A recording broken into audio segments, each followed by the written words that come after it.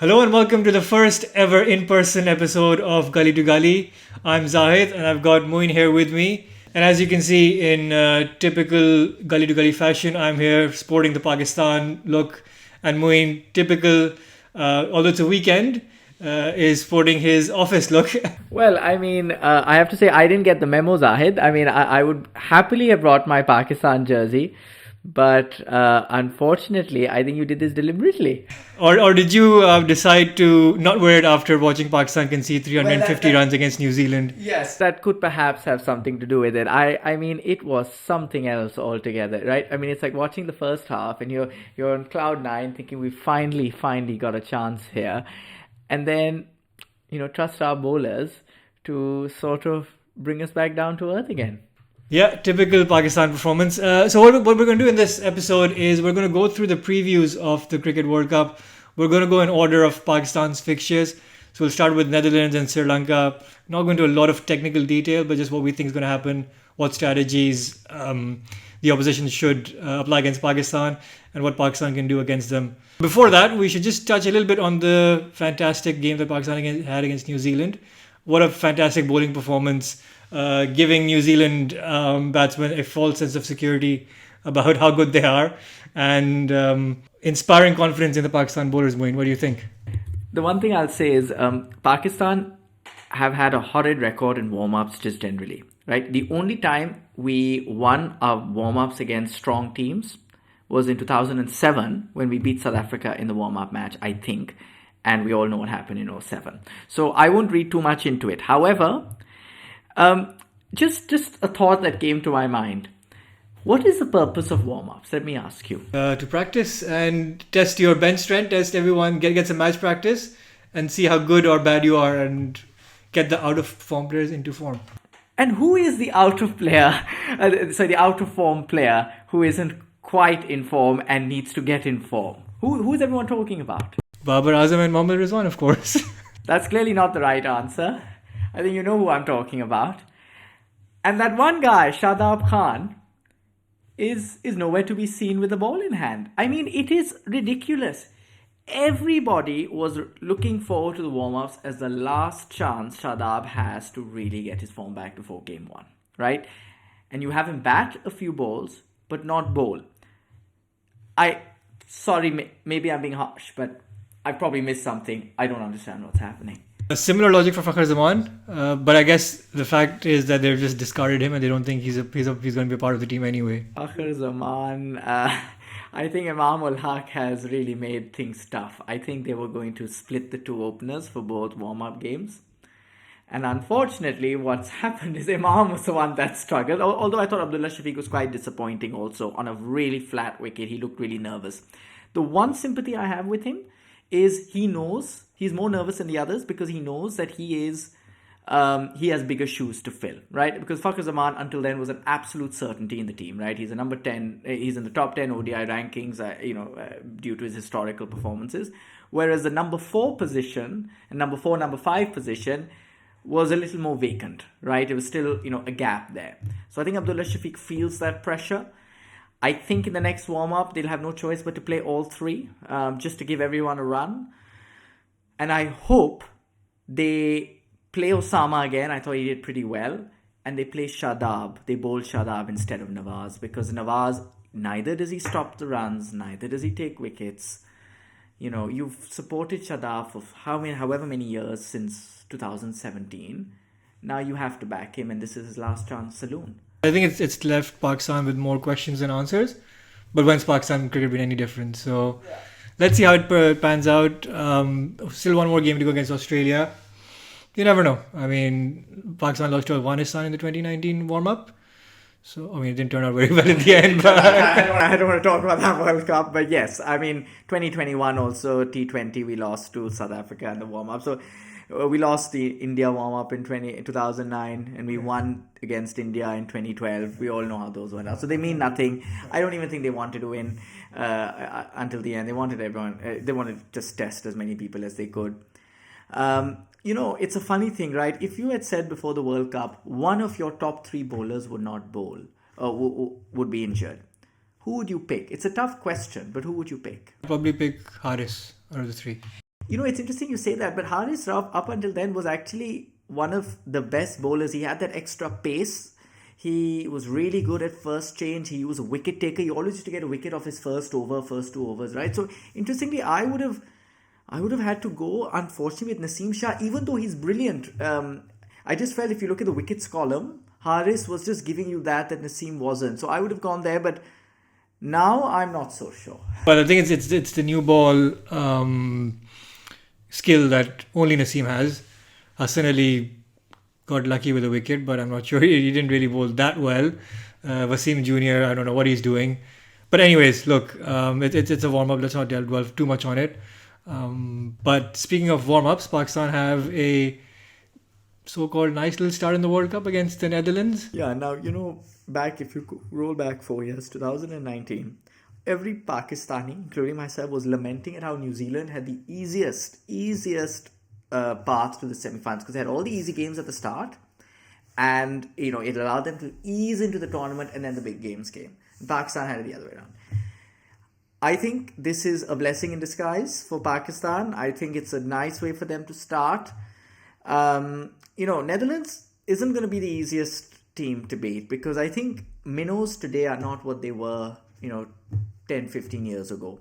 Netherlands got more wickets against Australia than we managed against New Zealand. And I just think that they have, those line and length, medium pacers that somehow Pakistan tend to struggle with. I mean, Gulbuddin Naib was the most successful Afghanistan bowler against us, in a team that boasted Rashid Khan, Mohammad Nabi, etc. So, that says something. I think that's going to be Pakistan's biggest issue against the Netherlands. I mean, the Australia thing was a T20 game, so I'm not really... It's okay. I think I can live with them taking more wickets than Pakistan did.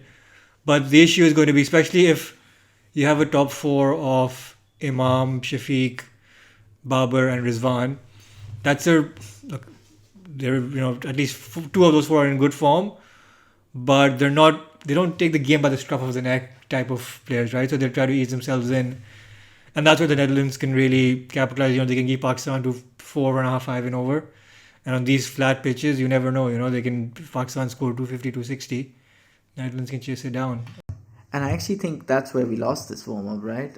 Because we were in 10 overs, something like meandering at 40 or something. 55 for 2 in 14 overs. And we got to 345, but the other team got there in like 45 overs, So we can blame the bowlers, but I think the start is to blame as well. I mean, back to the Netherlands. Look, Pakistan should win it, but I think Pakistan are not good tournament starters. So if, they can take a couple of wickets early on, I think the Netherlands have a chance.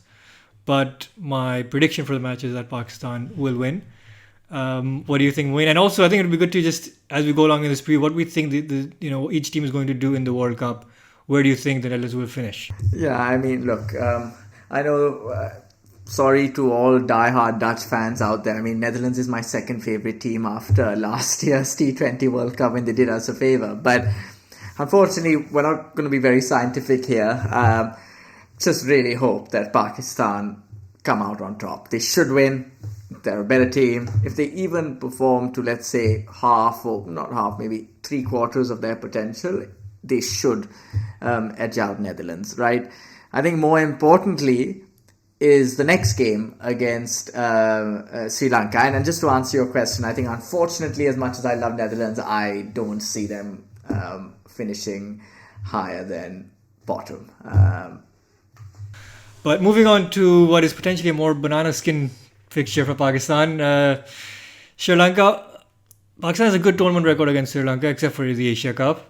So Pakistan Pakistan has always beaten Sri Lanka. So whatever the record we have against India, 0-7, it's inverted with Sri Lanka. We've won all 7 games. We're jinxing the Asia Cup. I've just banished that from my expectation memory from now on. But Sri Lanka do tend to. ODI World Cups only. Sorry, this is ODI World Cups only. Sorry, yes. And yeah, so they have a really so we have a really good record against them. Look, but I think you said it really well. I think it is a banana skin game for Pakistan because if you look at Sri Lanka's strengths, even without Hasaranga, they've got Walagale and their spin quartet pretty strong.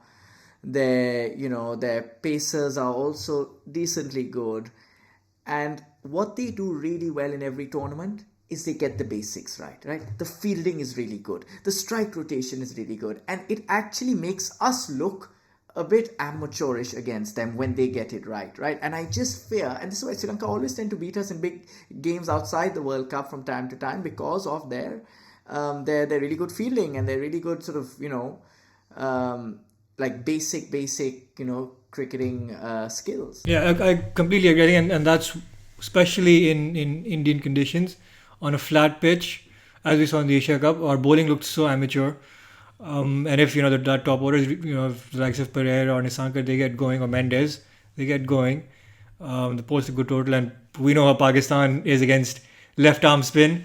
Babar Azam, are you watching this? All things considered, Pakistan are still favourites, I would say, for that game, and I would still back Pakistan to win, but not clear favourites as clear as. Yeah, and it's a shame, right? I mean, if we had this conversation a month ago, we'd be like, yeah, that's a sure shot, but it's not. It unfortunately mixture of fitness and form. But the one slight thing I would say is that Pakistan tend to rely a lot on 3 or 4 players, right? The issue is when those 3 or 4 players, let's say in the bowling, do not perform, the issue is that's where the captain needs to come in and show a bit of imagination. It's not just the team captain, but even bowlers need to captain themselves also a little bit, right? I mean, sometimes I just feel that they're just waiting for something to happen, waiting for the mistake. And on flat wickets, it's not always forthcoming. You need to be a bit imaginative with field placings. Get a slip in when you don't really expect it. Because as we will find out in this World Cup, wickets will be extremely important, right? The team, I'm making this prediction, I'm going to record, the team that gets the most wickets will win the World Cup. The best bowling team will win the World Cup. That's like saying the team that scores the most runs is going to win. I was hoping you didn't say that. Yes, I was.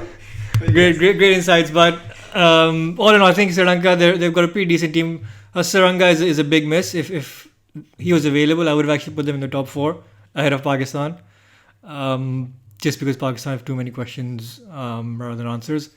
But I think they'll probably end up 5th, is my prediction. Yeah. 5th to 6th. The issue is New Zealand do tend to come good in World Cups, right? Even in India, they did well in 2011, right? So you always have to be wary of them. Somehow, I just think Sri Lanka, I think they put a lot of pressure on the captain. I think there's all these big statements on make or break for him and stuff. So I just think they'll probably fall at number 5, number 6. But I certainly wouldn't be surprised if they knock on the door of the top 4 because that batting, I think Mendes is heavily underrated. It's just about getting consistency in their batting. If they do, there's nothing that I think can stop them. Did you like my Sanjay Manjrekar type comment? I loved it. Absolutely. Expert opinion. Expert analysis. It's not the number of wickets or runs. It's more the number of boundaries that's important. This is you got very predictable. Yeah, yes, exactly that. Yes, but just for everyone's knowledge, I mean, this time we're not having that rule. Somehow the rule makers get a bit bored. But anyway, so that's our first preview for the World Cup. Let us know what you think. Netherlands, Sri Lanka fans, do you think we were fair or unfair? Or too generous in certain cases. But let us know, as always, please do share your thoughts in the comments and do subscribe to our channel. Thank you for watching.